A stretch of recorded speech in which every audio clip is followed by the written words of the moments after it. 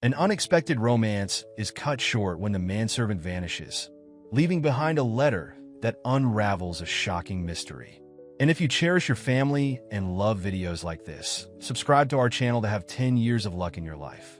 The crystal chandeliers cast their brilliant light across Catherine Morrison's expansive ballroom, where Silicon Valley's elite mingled in their finest evening wear. Catherine stood near the grand staircase, wearing a black designer gown that cost more than most people's monthly salary. She nodded mechanically as Charlotte Whitmore, her father's business partner, droned on about her nephew, who had just made partner at his law firm. "He's exactly what you need, Catherine. 35, Harvard-educated, and from an excellent family," Charlotte said, gripping her champagne flute with manicured fingers. "You can't keep running your father's company alone forever." Catherine maintained her polite smile, though her jaw tightened. At 32, she had successfully managed Morrison Technologies for the past 3 years, increasing their market share by 15%. Yet somehow, her accomplishments always circled back to her marital status. "I appreciate your concern, Charlotte, but the company is doing just fine under my leadership," Catherine replied, her tone firm but pleasant. She caught sight of her mother across the room, already making her way over with another potential suitor in tow. Seeking escape, Catherine gestured to a passing server for a fresh drink. As she reached for the champagne, her eyes met those of the man holding the tray. Time seemed to slow for a moment as she took in his features: strong jawline, intelligent dark eyes, and an air of quiet confidence that seemed at odds with his service uniform. "Thank you," she said, her voice softer than intended.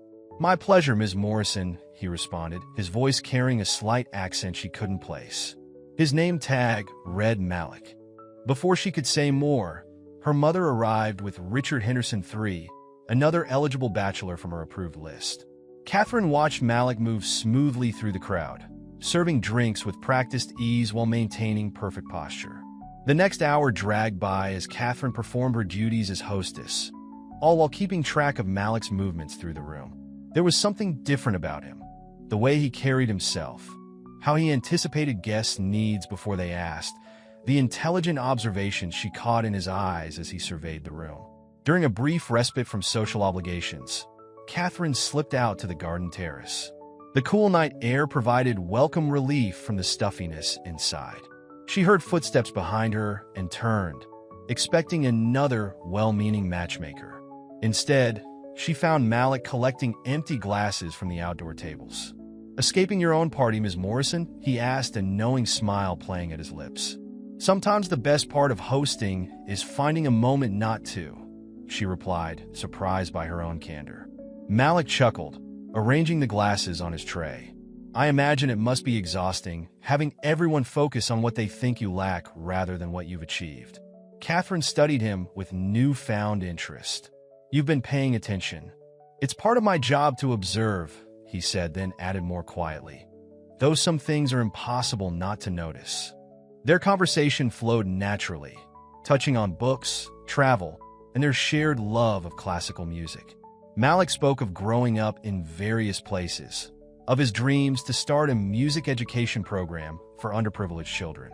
His passion was genuine, his intelligence evident in every carefully chosen word. "Why work as service staff?" Catherine asked finally, unable to contain her curiosity.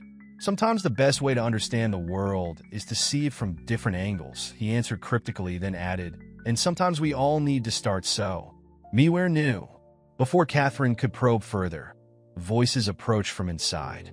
Malik smoothly resumed his professional demeanor, nodding respectfully before disappearing back into the party. For the remainder of the evening, Catherine went through the motions of being the perfect hostess, but her mind kept returning to their conversation. She caught glimpses of Malik throughout the night, serving drinks, adjusting place settings, helping an elderly guest with her coat. Each time their eyes met, she felt a jolt of recognition, an understanding that transcended their vastly different social positions. As the last guest departed, Catherine found herself standing alone in the ballroom, still feeling the lingering warmth of their garden conversation. For the first time in years, she felt truly seen, not as the Morrison heiress, not as a business leader, but as herself. Yet something in Malik's careful words and measured responses suggested there was much more to him than he revealed. The mystery only heightened her interest, setting in motion events that would soon upend both their lives. 3 days after the gala, Catherine found herself in her private garden, surrounded by carefully arranged table settings. She had dismissed the house staff early, claiming a desire for privacy, but her true purpose centered on the note she'd left for Malik, a dinner invitation that broke every social convention she'd been raised to follow. The garden lights cast a soft glow over the intimate table setting she'd arranged herself. Catherine checked her watch. 8:55 p.m. She'd specified 9 o'clock, knowing the house would be empty by then. Her hand smoothed over her casual but expensive silk blouse, a deliberate choice to minimize the social gap between them. At precisely 9 o'clock, Malik appeared at the garden entrance. He'd changed from his work uniform into dark slacks and a crisp white shirt, simple but impeccably fitted. They regarded each other for a moment, both aware of the boundaries they were crossing. "I wasn't sure you'd come," Catherine admitted, gesturing to the seat across from her. "I wasn't sure I should," Malik replied, but took the offered chair. This could complicate things. Catherine uncorked a bottle of wine, noting how Malik watched her movements with subtle amusement, probably observing her unpracticed technique compared to his professional skill. "I think things became complicated the moment we talked in the garden." Over a meal Catherine had catered from her favorite restaurant, their conversation deepened.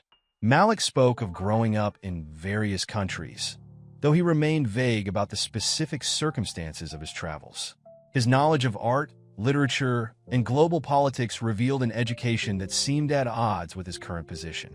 "You still haven't really explained how someone with your background ended up serving drinks at California parties," Catherine observed, watching his expression carefully.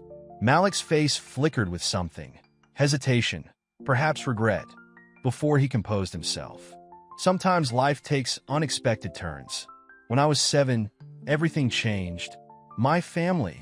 He paused, swirling the wine in his glass. "Let's just say I learned early that fortune can be fickle." "What happened when you were 7? Catherine pressed gently. Malik's eyes met hers, and for a moment, she saw profound sadness there. "That's a story for another time, perhaps. Some memories are better left in the past." The evasion was skillful, but obvious.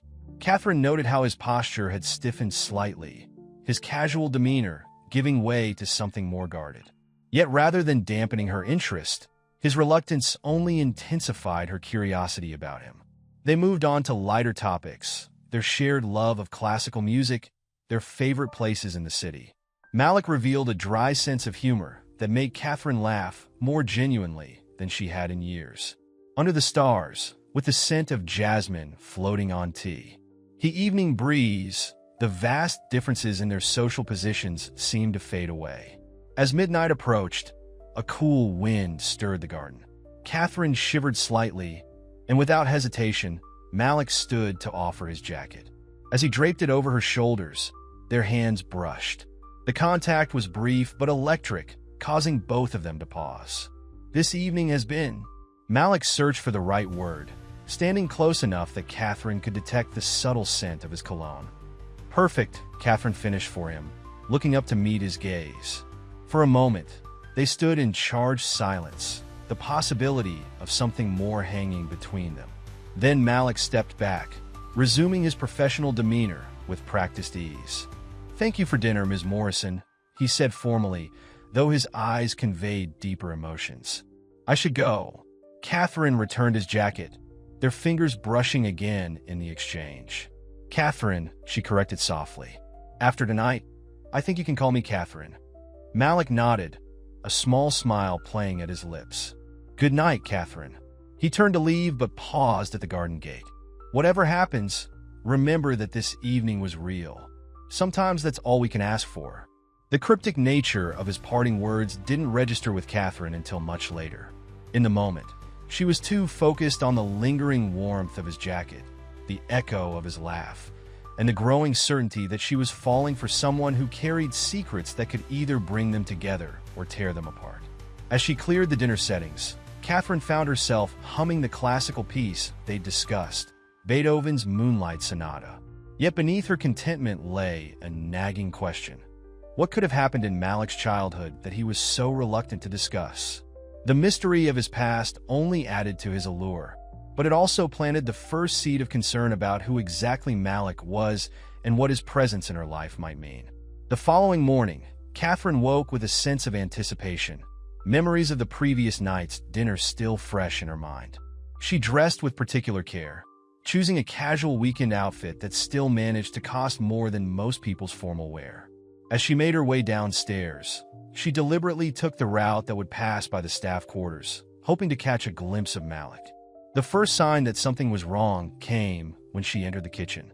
Usually, Malik would be there preparing her morning coffee, a task he'd quietly taken over since starting work at the mansion. Instead, she found Maria, the head housekeeper, looking troubled. "Ms. Morrison," Maria said, wringing her hands. "Malik, he's gone." Catherine felt her stomach drop. "Gone? What do you mean gone?" "His room is empty.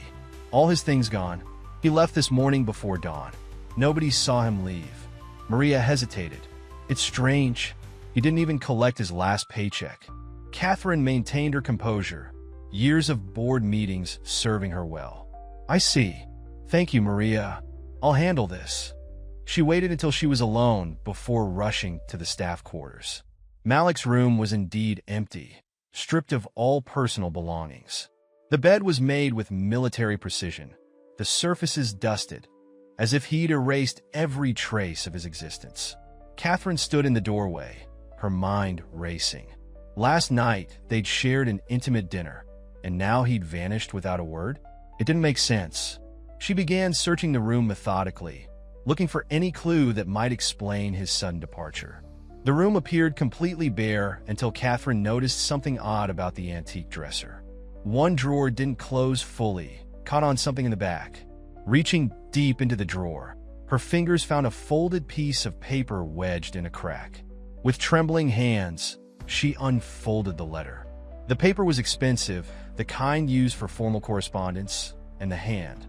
Writing was elegant, definitely not what she'd expect from a servant's casual note. The letter was dated 3 months ago. "My dearest M, the investigation is getting closer to the truth. They've started asking questions about the Wellington estate and the events of 1999. If they connect the dots to the Morrison family, everything we've worked for could be compromised. The fortune must be protected at all costs. Remember your training. If things become too dangerous, use the emergency protocols we established. The safe house in Geneva remains secure. Stay vigilant. Trust no one. *R. Catherine read the letter 3 times, her mind struggling to process its implications. Wellington Estate? 1999? A connection to her family? The mention of a fortune seemed particularly significant, given Malik's cryptic reference to his childhood during dinner. Moving to his closet, Catherine noticed slight scratches on the hardwood floor. Kneeling down, she found a loose floorboard. Inside was a small leather notebook, its pages filled with what appeared to be coded entries and a series of newspaper clippings about her family's company, dating back several years. One clipping from 15 years ago caught her attention. Morrison Technologies acquires Wellington Industries in controversial takeover. The article mentioned allegations of fraudulent documentation, but noted that all charges were eventually dropped. Catherine's phone buzzed, a text from an unknown number. "Stop looking. For both our sakes." She nearly dropped the phone, her heart pounding.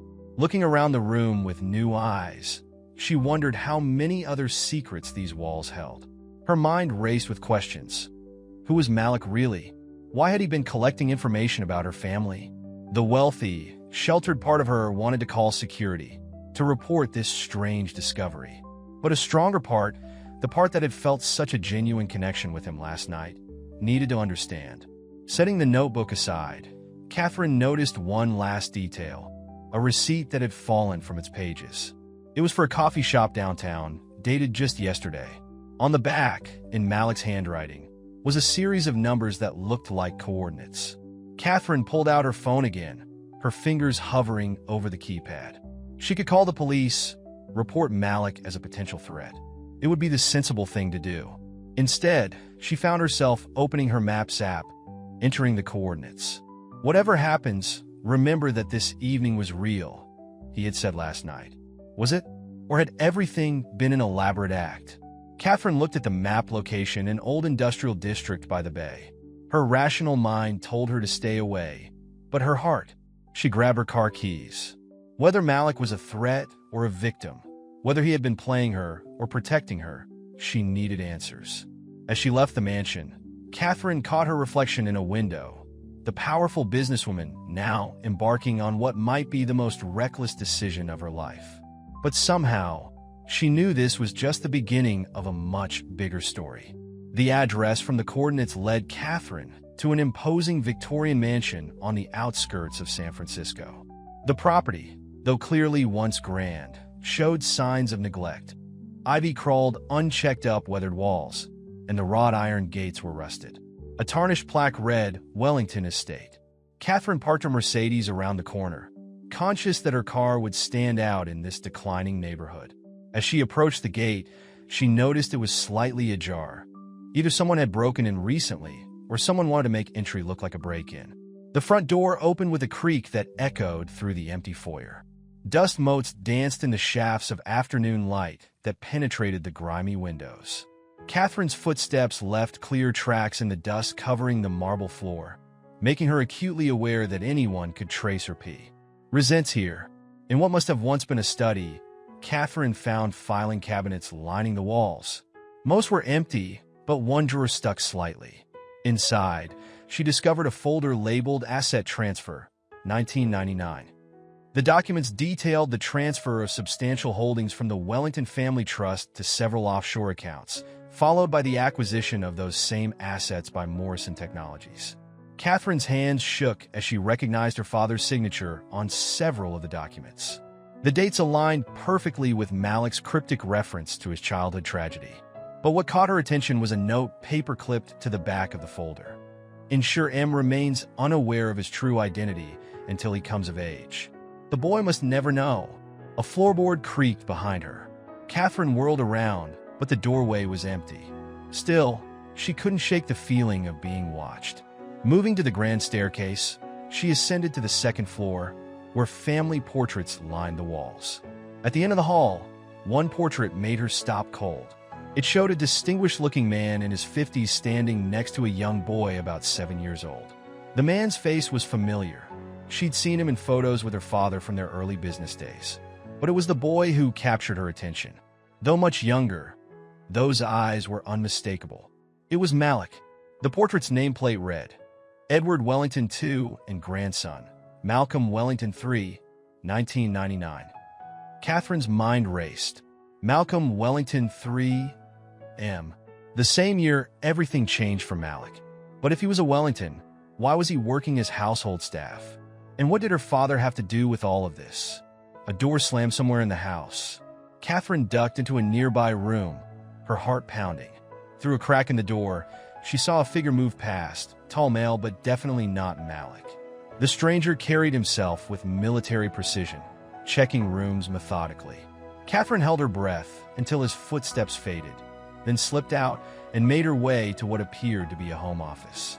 The computer was gone, but a hidden panel behind the desk revealed a safe. Using the skills she'd learned from years of handling sensitive corporate documents, Catherine quickly decoded the combination using numbers she'd noticed repeatedly in the asset transfer documents. Inside the safe, she found more recent papers, surveillance reports on Malik spanning the last 5 years, tracking his movements across continents. But most disturbing was a document dated just last week, bearing her father's company letterhead. Subject M has made contact with K. Morrison as planned. Proceed with Phase 2. The implications hit Catherine like a physical blow. Had her father orchestrated her meeting with Malik? But why? And was Malik part of the plan? Or another pawn? Heavy footsteps approached the office. Catherine photographed the documents with trembling hands, then replaced everything exactly as she'd found it. She barely made it into a connecting room before the military-looking man entered the office. Through the partially open door, she heard him speaking on a phone. The girl is here, just as you predicted. Should I intercept? A pause. Understood. We'll continue surveillance only. Catherine waited until he left, then made her way out through a service entrance, her mind churning with questions. The Malik she'd known, the charming, educated man who'd served drinks at her parties and shared intimate conversations, was actually Malcolm Wellington III, heir to a fortune that had somehow been absorbed by her family's company. But that wasn't the most troubling revelation. Her father had known, had perhaps engineered their entire relationship. The question was why? And more importantly, was Malcolm a willing participant in whatever game was being played? As she drove home, Catherine's phone buzzed with a text from her father. "Dinner tonight? We need to talk." The timing couldn't be coincidental. Catherine texted back a brief acceptance, knowing she'd have to play her cards carefully. Whatever web of deceit she'd stumbled into, it was clear that powerful people were orchestrating events behind the scenes. She touched the flash drive in her pocket, containing photos of the documents she'd found. Something told her she'd need evidence of what she'd discovered today. Because one thing was certain, nothing in her life, including her own family, was what it appeared to be. Catherine sat in Thomas Warren's law office, surrounded by mahogany paneling and leather-bound books. The attorney, a man in his 60s who'd witnessed the rise of Morrison Technologies, studied the documents she'd photographed at the Wellington estate. "This is explosive material, Catherine," he said finally, removing his reading glasses. "The asset transfer documents show clear evidence of fraud. Someone orchestrated the systematic dismantling of the Wellington fortune using shell companies and forged paperwork." Catherine leaned forward. "Can you prove it?" "With time and resources, yes." "But Catherine," he paused, choosing his words carefully, "this trail leads directly to your father. Are you prepared for what that means?" Before she could respond, there was a knock at the door. James Parker, her childhood friend and the Morrison Technologies head of security, entered the office. Catherine had known James since prep school. They dated briefly in college before deciding they were better as friends. Or at least, that's what Catherine had decided. "I came as soon as I got your message," James said, his usual confident demeanor tinged with concern. "Kate, what's going on?" "First Malik disappears. Then you start investigating old company records." "You knew about Malik?" Catherine interrupted. James shifted uncomfortably. "I run security. Of course I vetted him when he was hired. But there were inconsistencies in his background check that I was asked to overlook." "Asked by whom?" "Your father." Catherine absorbed this new piece of information. "What else aren't you telling me, James?" He moved closer, his expression earnest. "Kate, I've watched you run yourself ragged over this guy for the past week. Whatever you think you had with him, it wasn't real. He's dangerous. There are things about him you don't understand." "Then help me understand," Catherine challenged. James ran a hand through his hair in frustration. "You want the truth? I've loved you since we were 18. I've stood by while you dated other men, while you threw yourself into running the company. I told myself I was protecting you by keeping my distance. But I can't stand by and watch you throw everything away over some con man." The confession hung in the air. Catherine felt a flash of anger, not at the admission of love, but at the timing. "This isn't about us, James. This is about right and wrong." "Is it?" James countered. "Or is it about the excitement of forbidden romance? The thrill of rebellion against your privileged life? Wake up, Kate. You're the CEO of a Fortune 500 company. You can't afford to indulge in romantic fantasies about the help." "That help is Malcolm Wellington III," Thomas interjected quietly. "Legitimate heir to a fortune your company acquired under suspicious circumstances." James's face paled slightly. "You don't understand the bigger picture. There are powerful people involved, decades of carefully laid plans. Walking away now is your best option." "Is that a suggestion or a threat?" Catherine asked coolly. "It's a warning from someone who cares about you," James replied. "Your father protected you from all this for a reason. Some secrets are better left buried." Catherine stood, gathering the documents. "My father lied to me for 20 years, orchestrated a fraud that destroyed a family, possibly had a child's identity erased. And now you're suggesting I walk away because it's convenient?" "I'm suggesting you walk away because it's safe," James said. "Let me help you, Kate. Together, we could." "Could what? Pretend none of this happened?" Go back to our comfortable lives while an innocent man pays the price for our family's crimes. Thomas cleared his throat. There's another concern. The statute of limitations on financial fraud may have expired, but if there's evidence of ongoing criminal activity, conspiracy, identity theft, coercion, that's current and prosecutable. Which means? Catherine asked. Which means someone is very motivated to keep this quiet, Thomas replied. And they may not care how they achieve that silence. Catherine's phone buzzed. Another text from an unknown number. The truth lies in the music. Tomorrow, 3 p.m., Symphony Hall. James noticed her expression. What is it? Nothing, Catherine said, slipping the phone into her pocket. I need time to think. As she left the office, James called after her. Kate, whatever you're planning, don't do it alone. Let me help. Catherine paused in the doorway. You already chose a side, James. You chose it years ago when you agreed to keep my father's secrets. She turned to face him. The real question is, why are you really trying to stop me? To protect me? Or to protect yourself? The hurt in James's eyes almost made her waver. Almost. But as she walked to her car, Catherine's resolve strengthened. The comfortable lies of her privileged life were unraveling, revealing ugly truths beneath. She had a choice to make: protect the wealth and power she'd inherited, or fight for justice and possibly lose everything. Tomorrow at Symphony Hall, she would choose. But tonight, she had another stop to make. Because if her father had orchestrated her meeting with Malik, there was one person who might know why: her mother. The meeting with Catherine's mother had yielded nothing but practiced evasions and concerned looks.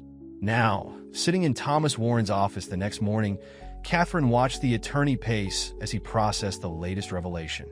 Your father's company didn't just acquire Wellington Industries, Thomas said, spreading documents across his desk. They systematically dismantled it, piece by piece, using a network of shell companies and offshore accounts. The pattern suggests this wasn't opportunistic. It was planned years in advance. By whom? That's where it gets interesting. Thomas pulled out a photograph, yellowed with age. This is the Wellington Industries Board of Directors, 1995. He pointed to a familiar face. Your father. His finger moved to another man. And this is Richard Chun, currently the head of the Pacific Consortium. Catherine leaned forward. The investment group trying to acquire controlling interest in Morrison Technologies? Exactly. These men worked together to destroy Wellington Industries. Now Chen's trying to take control of your father's company. Something doesn't add up. A knock interrupted them. Thomas's secretary entered, looking concerned. Mr. Warren, there's a Mr. Chen here to see you. He says it's urgent. Catherine and Thomas exchanged alarmed looks. Before they could react, Richard Chun strode into the office. Elegant, elderly, but radiating authority. Two men in dark suits flanked him. Ms. Morrison, Chun smiled thinly. How unfortunate to find you here. Mr. Chun. Catherine maintained her corporate composure. I wasn't aware you were in town. Oh, I make it my business to be wherever interesting developments occur. Chun settled into a chair, uninvited. You've been asking dangerous questions, Ms. Morrison. Questions about events that transpired long before you were equipped to understand them. I understand fraud, Catherine replied coldly. I understand theft. Chin chuckled. Such simple terms for complex necessities. Your father understood that sometimes fortunes must be redistributed for the greater good. Greater good? Catherine's voice rose. You destroyed a family. We protected an empire, Chen corrected. The Wellingtons were weak, sentimental. They would have squandered their resources on charitable causes and social programs. We ensured those resources served a higher purpose. And Malik? Was erasing a child's identity part of your higher purpose? Chen's smile faded. Malcolm Wellington III was given a new life, new opportunities. Whether he chooses to embrace them or cling to outdated notions of birthright will determine his future. He leaned forward. And yours? Is that a threat? A reality check. You've built quite a life, Ms. Morrison. Forbes 30 under 30. CEO of a Fortune 500 company. Do you really want to sacrifice all that for a man you barely know? Thomas spoke up. If you're suggesting that Ms. Morrison should ignore criminal activity, I'm suggesting, Chin cut in, that some truths are too dangerous to pursue. Malik has made his choice. He's gone underground, using resources and training we provided. The irony would be amusing if it weren't so inconvenient. Catherine's mind raced. Training? What training? Chin's expression revealed he'd said too much. Let's just say your father ensured his investment was protected. Malik possesses skills that make him valuable and dangerous. He stood. You have 24 hours to cease this investigation. After that, certain documents might surface. Documents suggesting your involvement in corporate espionage. Your board would have no choice but to demand your resignation. You're bluffing, Catherine said, but uncertainty crept into her voice. Am I? Chin smiled again. Ask yourself, how did Malik get close to you so easily? Why did your security protocols fail to detect him? Perhaps because someone wanted them to fail? He moved to the door. 24 hours, Ms. Morrison. Choose wisely. After Chin left, Catherine sat in stunned silence. Thomas spoke first. He's right about one thing. This goes deeper than we thought. Malik isn't just a displaced heir. He's been trained for something. Catherine's phone buzzed. The message read, Symphony Hall, 1 hour early. Come alone. Trust no one. What are you going to do? Thomas asked. Catherine stood, gathering her things. I'm going to find out the truth. All of it. She paused at the door. If I don't call you by tonight, release everything we've found to the press. Catherine, Thomas called after her. Be careful. Men like Chin don't make idle threats. She nodded, her mind already racing ahead to Symphony Hall. Chin's words echoed in her head. Malik possessed training that made him valuable. But trained for what? And by whom? The answers were waiting, but one thing was clear. She was running out of time to find them. The Pacific Heights mansion hosting the charity gala practically screamed old money. Catherine adjusted her evening gown, a stunning Valentino that cost more than most cars, and handed her invitation to the security guard. Her pulse quickened as he scanned the QR code, but Thomas's forgery held up. After her meeting at Symphony Hall had yielded only another cryptic note leading here, Catherine knew she was playing a dangerous game. The note had been clear. The proof you need will be in Gerard Walsh's private study during the gala. But be careful, you're not the only one looking for it. Gerard Walsh, her father's oldest friend and the Pacific Consortium's legal counsel. The same man whose signature appeared on multiple Wellington estate documents. Ms. Morrison, a silky voice called. What an unexpected pleasure. Catherine turned to face Elena Chun, Richard's daughter and the consortium's chief strategy officer. The women exchanged air kisses, their smiles never reaching their eyes. Elena, I didn't expect to see you here. Oh, I wouldn't miss it, Elena replied, especially given recent developments. She sipped her champagne. You know, my father always admired your business acumen. Such a shame you've chosen to waste it on personal matters. The threat, in her words, was clear. Catherine maintained her composure. Sometimes personal matters reveal professional opportunities. Or professional suicide. Elena's smile sharpened. You should know, James Parker contacted us today. He's quite concerned about your recent behavior. The betrayal stung, but Catherine had expected it. James had always been ambitious, and the consortium offered powerful alliances. James has always been protective. Is that what you call it? Elena glanced across the room. Speaking of protection, Catherine followed her gaze. Two men in suits, the same ones from Chin's office, were watching them intently. Security that didn't match the regular event staff. Excuse me, Catherine said smoothly. I need to powder my nose. She made her way through the crowd, noting exits and security positions. The mansion's layout matched the blueprints Thomas had provided. Walsh's study would be on the second floor, but getting there meant passing multiple security checkpoints. Catherine spotted her opening when she overheard a waiter mention a spill in the upstairs hallway. As staff rushed to clean it, she slipped past, using her phone to loop the security camera feed, a trick she'd learned from Morrison Technologies' cybersecurity team. The study door was locked, but the antique lock proved no match for the skills she'd acquired during her rebellious college years. Inside, Catherine quickly located Walsh's computer. The password proved more challenging until she spotted a framed photo of his prized racehorse. Thunder 1999 granted her access. As she downloaded files to her encrypted drive, a document caught her eye. Operation Legacy, Phase 3. The contents made her blood run cold. Detailed plans for a corporate takeover of Morrison Technologies, using fabricated evidence to force her removal as CEO. But it went deeper. The document revealed that Malik's reappearance had been orchestrated to destabilize her, to make her actions seem erratic when the takeover began. A floorboard creaked behind her. Catherine whirled to find James standing in the doorway. "Hello, Kate." "James." She kept her voice steady. "Here to stop me?" "To save you." He stepped closer. "The consortium is offering us both places in the new organization. We could run it together like we always talked about in college." "You mean after they destroy my family's company? After they finish destroying Malik's life?" "Malik." James laughed bitterly. "Kate, he's been working for them the whole time. Every moment between you was calculated, designed to make you vulnerable." "You're lying." "Am I?" He produced a file. "These are surveillance photos. Malik meeting with Chun months before he took the job at your estate. Training reports. Performance evaluations. He's one of their top operatives." Catherine's mind raced. Could it be true?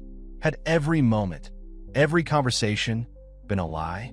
A commotion erupted downstairs. Through the study window, Catherine saw several black SUVs pulling up to the mansion. "That's our cleanup team," James said. "Last chance, Kate. Come with me now, or everything ends tonight." Catherine met his eyes. "You're right about one thing, James. Everything does end tonight." She pressed send on her phone. The files she'd found, along with their conversation, had been streaming live to Thomas's secure server. James's expression hardened. He reached inside his jacket just as the study doors burst open. But instead of Chen's men, a familiar figure stood in the doorway. "I believe," Malik said, training a weapon on James, "that the lady and I have some unfinished business to discuss." "Drop it, James," Malik commanded, his eyes never leaving James's partially drawn weapon. Gone was any trace of the deferential servant. This Malik moved with military precision, his presence commanding the room. James slowly removed his hand from his jacket. "You're too late. The files are already being moved. By morning, there won't be any evidence left." "You mean these files?" Catherine held up her phone, showing the streaming confirmation. "They're already with Thomas Warren and the FBI." A series of shouts and commotion erupted from downstairs. Malik smiled slightly. "That would be the federal agents I brought with me. The consortium's cleanup team just walked into a sting operation." James's face contorted with rage. He lunged toward Catherine, but Malik moved faster. In a blur of motion, James was on the ground, disarmed and subdued. 8 years of combat training, Malik explained to Catherine's startled expression. "Courtesy of the very people who stole my inheritance." Ironic, isn't it? 2 FBI agents entered the study, taking custody of James. As he was led away, he turned to Catherine. "Everything I did was to protect you." "No," Catherine replied quietly. "Everything you did was to protect yourself." Once they were alone, the air grew thick with unspoken words. Catherine studied Malik, or Malcolm, trying to reconcile the man she'd known with the one before her. "You disappeared," she said finally. "I had to." Malik moved closer. "When I realized you were starting to investigate, I knew Chan would make his move. I couldn't let you face that alone, but I needed them to think I'd abandoned you." "Was any of it real?" Catherine's voice cracked slightly. "The conversations, the dinner, all those moments, were they part of your mission?" Malik reached for her hand, then stopped himself. "My mission was to get close to you, yes. To make you vulnerable before the consortium's takeover." He ran a hand through his hair in frustration. "But I never expected you, Catherine. Your strength, your intelligence, your heart. I broke protocol the night of the dinner, letting myself feel what I felt. That was never part of the plan." "And what did you feel?" "Hope," he said simply. "For the first time since I was 7 years old, I felt hope. Not just for justice, but for something more." Catherine took a step closer. "Why didn't you tell me who you were?" "Because I wasn't sure myself anymore." Malik's composure cracked slightly. "Malcolm Wellington died 20 years ago, along with any chance of a normal life. The consortium trained me to be their weapon, their insurance policy against any threats to their power. I became what they made me, until I met you. His eyes met hers. Until I realized that maybe Malcolm Wellington wasn't dead after all. That maybe he was just waiting for something worth fighting for. Catherine closed the distance between them, touching his face gently. And now, Malik tensed as more shouts echoed from downstairs. Now we have about 3 minutes before Chin's Real security team arrives. I didn't just bring the FBI tonight, Catherine. I brought proof that could bring down the entire consortium. But to use it, I need you to trust me one more time. Even after all the lies? Because of them. He took her hand. Everything I am, everything I've done, it led me to you. And now I'm asking you to help me finish what we started. Not for revenge, not for justice, but for a chance at something real. Catherine heard heavy footsteps on the stairs. Time was running out. What's the plan? It's risky, Malik warned. If it works, we expose everything. If it fails, we lose everything, Catherine finished. She squeezed his hand. Then we better not fail. A crash sounded from the hallway. Malik pulled her toward a hidden panel in the wall. Ready? Catherine thought of her comfortable life, her corporate throne, all the privileges she'd taken for granted. Then she looked at Malik, a man who'd lost everything but had found his way back to truth, to purpose, to her. Ready? As they slipped into the darkness, Catherine knew there would be no going back. But for the first time since this all began, she was certain of one thing. Whatever came next, they would face it together. The Morrison family estate felt different as Catherine and Malik approached it the next morning. The familiar gates, manicured lawns, an imposing facade now seemed like a stage set, hiding decades of deception behind its perfect exterior. Are you sure about this? Malik asked, parking the nondescript sedan out of view. Once we confront them, there's no going back. Catherine checked her phone. Thomas had confirmed the FBI was in position, waiting for her signal. They're my parents, Malik. They deserve one chance to explain themselves before everything goes public. The front door opened before they reached it. Elizabeth Morrison stood there, elegant as always in her designer suit, but her usual composed expression faltered at the sight of them together. I suppose this was inevitable, Elizabeth said quietly. Comine, your father's in his study. They followed her through the house, passing photos of the perfect family life Catherine had believed in just days ago. In the study, Robert Morrison stood at his window, drink in hand despite the early hour. I told Chin you wouldn't stop, he said without turning.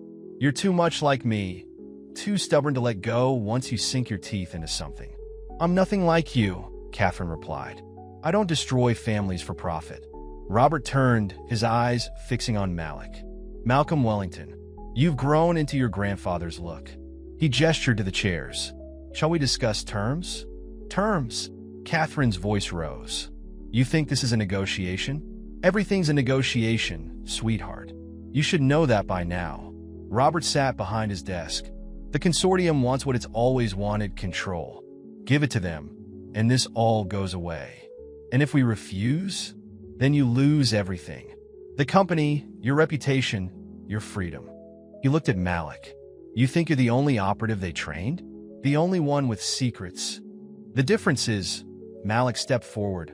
I've already exposed my secrets. The FBI has my full confession. Every operation, every manipulation, every crime committed in the consortium's name. Elizabeth gasped. You fool. They'll destroy you. Maybe, Malik agreed. But I'm done letting fear control my life. Robert's facade cracked slightly. You don't understand what you're dealing with. The consortium isn't just Chun and his cronies. It's judges, politicians, business leaders, people who shape the world from the shadows. I understand perfectly, Catherine said. You sold your soul for power, then try to sell mine too. That ends today. Catherine, please. Elizabeth moved toward her daughter. Everything we did was to protect you, to secure your future. By destroying someone else's? Catherine pulled out her phone, showing the childhood photo of Malik. He was 7 years old, Mom. 7. When you helped steal his identity, his inheritance, his whole life? Was that protecting me? We gave him a new life, Robert insisted. Training, education, opportunities. You turned him into a weapon, Catherine cut in. Then aimed him at your own daughter. Because we knew you'd never agree to the merger willingly. Robert slammed his hand on the desk. The consortium needs Morrison Technologies. Your idealism, your ethics, they're luxuries we can't afford. Ethics aren't luxuries, Dad. They're the only thing separating us from people like Chun. A new voice spoke from the doorway. How disappointing. Richard Chun entered, flanked by security. I had hoped we could resolve this privately. It's over, Chun, Malik said. The FBI has everything. The FBI has what we allowed them to have. Chun smiled coldly. Did you really think we wouldn't have contingencies? Right now, documents are being discovered in Morrison Technologies servers. Evidence of Catherine's involvement in industrial espionage. Poor thing. The pressure of running a company at such a young age must have affected her judgment. Catherine's phone buzzed, a text from Thomas. FBI moving in. Stall T. You're bluffing, she said. Your entire operation is exposed. Parts of it, Chin acknowledged. Sacrificial pawns, nothing more. By the time the dust settles, you'll be facing criminal charges, your father will have resigned in disgrace, and the company will need new leadership. And Malik? Catherine asked. Malcolm made his choice. Chin nodded to his men, who drew their weapons. Unfortunately, in his unstable state, he broke into the Morrison estate, threatening the family. Security was forced to respond. That's your plan? Catherine laughed. Murder in broad daylight? My dear, it's been 20 years since the Wellington accident. Do you really think we're amateurs at this? Robert stood. This wasn't the agreement, Chun. The agreement changed when your daughter couldn't follow simple instructions. Chun checked his watch. We're done here. Not quite, Malik said calmly. He reached into his jacket, but instead of a weapon, he withdrew a small device. Do you recognize this, Chun? It's one of your own designs, a quantum encryption key. The one you used to protect the consortium's real files. Chin's composure slipped. Where did you get that? From the same place I got my training. Your own organization. Did you really think I spent 8 years as your operative without learning your secrets? FBI agents burst through the doors, weapons drawn. Federal agents. Everyone on the ground. In the chaos that followed, Catherine watched her carefully constructed world crumble. Her father was led away in handcuffs. Her mother collapsed in tears. And Chen's mask of superiority finally shattered as he faced the consequences of decades of manipulation. But as she felt Malik's hand slip into hers, Catherine realized something important. Sometimes things had to break completely before they could be rebuilt into something true. 2 weeks later, Catherine stood before the assembled press in Morrison Technologies' main conference room. Camera flashes punctuated the tense atmosphere as she prepared to make the announcement that would change everything. 20 years ago, she began, her voice steady, a crime was committed, not just against the Wellington family, but against truth itself. Today, we begin to make it right. The doors opened, and Malik entered, but not as the servant they'd known. Dressed in an impeccable suit, he carried himself with the natural authority of his birthright. Behind him walked an elderly woman, elegant despite her years, her resemblance to Malik unmistakable. I present to you Malcolm Wellington III, Catherine continued, and his grandmother, Eleanor Wellington, the last surviving member of the Wellington family board. Gasps and camera clicks filled the room. Eleanor Wellington had been presumed dead for 2 decades, another victim of the consortium's machinations. Her reappearance changed everything. Mrs. Wellington has spent the past 20 years gathering evidence, protecting her grandson from the shadows, Catherine explained. While the consortium thought they were training an operative, she was preparing him to reclaim his legacy. Eleanor stepped forward, her voice clear despite her age. My grandson was taken from me, but not in the way they intended. They thought by erasing his identity, they could control him. Instead, they gave him the tools to destroy them from within. The press erupted with questions, but Catherine raised her hand for silence. The evidence Mrs. Wellington gathered, combined with the consortium's own encrypted files, has exposed a network of corruption spanning 3 continents. As of this morning, 37 arrests have been made, including Richard Chun and several members of his organization. She paused, fighting back emotion, including my father, Robert Morrison. Malik joined her at the podium, their shoulders touching in silent support. But this press conference isn't just about exposing crimes, he said. It's about restoration. Catherine, Nunudid, effective immediately. I am stepping down as CEO of Morrison Technologies. The company will be returned to its rightful owners, the Wellington family, as part of a negotiated settlement with the Justice Department. The room exploded with questions. Catherine raised her voice over the chaos. However, this transfer comes with a condition. Morrison Technologies and Wellington Industries will merge, not through hostile takeover, but through partnership. A partnership that will be sealed. She turned to Malik, smiling, through marriage. Eleanor Wellington stepped forward again, her eyes glistening. 20 years ago, they tried to erase my grandson's identity. They failed. Malcolm Wellington III stands before you today, not just as the heir to our family's legacy, but as a man who chose truth over power, love over vengeance. Malik took Catherine's hand. The consortium thought they could control us both, the lost heir and the corporate princess. They didn't count on us choosing each other. But there's one more surprise, Catherine added. She gestured to the doors, where Thomas Warren entered with a distinguished-looking elderly man. Malik's breath caught. Grandfather? Edward Wellington II, believed dead for 20 years, walked slowly toward his grandson. Hello, Malcolm. His voice shook with emotion. Your grandmother and I, we had to let you go to protect you. But we never stopped watching, never stopped planning for this day. The revelation stunned the room into silence. Edward Wellington had faked his death, working with his wife from the shadows to protect their grandson and gather evidence against the consortium. The night I disappeared, Malik explained to the press, I wasn't running away. I was finally making contact with my grandparents, implementing the plan we'd worked toward for 20 years. He squeezed Catherine's hand. What I didn't plan on was finding something worth more than revenge. Catherine stepped closer to the microphone. The new Wellington Morrison Group will be dedicated to ethical business practices and social responsibility. We'll use our combined resources to right the wrongs of the past and build something better for the future. Later, after the press had gone and the statements were given, Catherine and Malik stood in what had been her father's office. Through the window, they could see the city skyline changing colors in the sunset. Are you ready for this? Malik asked softly. It won't be easy. There will be resistance, skepticism. I'm ready for anything, Catherine replied, turning to face him. As long as we face it together. Eleanor and Edward watched from the doorway as their grandson pulled Catherine into a kiss. 20 years of planning, of sacrifice and secret keeping had led to this moment. But neither of them could have predicted that in seeking justice, their grandson would find love. The sun set on the old era of corporate greed and family betrayals, and rose on something new, a future built not on power and control, but on truth, justice, and the kind of love that transforms lives. In the end, Catherine realized every story is about choices. She'd chosen truth over comfort, justice over power, and love over fear. And in doing so, she'd helped write a new ending, not just for herself and Malik, but for both their families and the legacy they would build together.